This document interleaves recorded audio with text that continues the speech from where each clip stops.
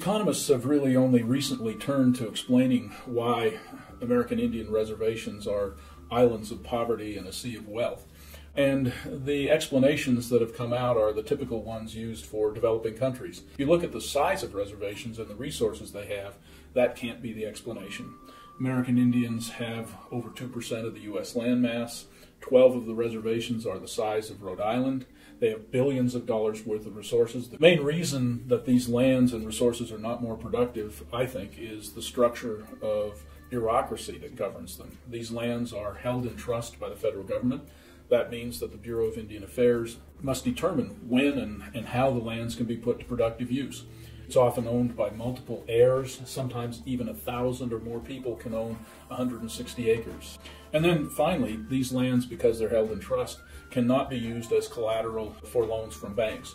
That means that the most important asset that Indians have, their lands, are essentially locked up when it comes to borrowing money, which is an important part of any agricultural activity.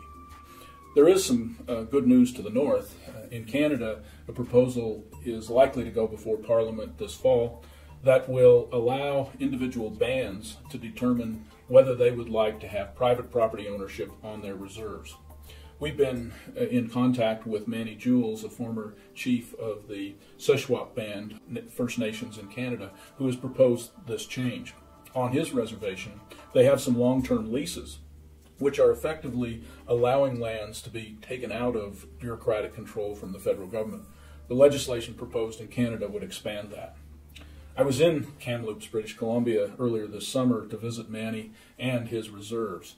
It was impressive to stand on a bluff across the river looking at the reserve and seeing, on the one hand, undeveloped riverfront land that could be deriving incredible amounts of wealth and income for the band, and yet it's sitting idle or at best in very low productive uses. But if you looked more carefully, you could see an industrial park that has a 99-year lease where jobs are created for people who are members of the band as well as other citizens of Kamloops. This is a poor reservation that expects to grow very wealthy as a result of private ownership.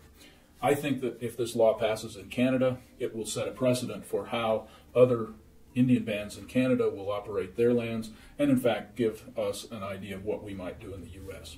The proposal to change legislation in Canada will be bottom up.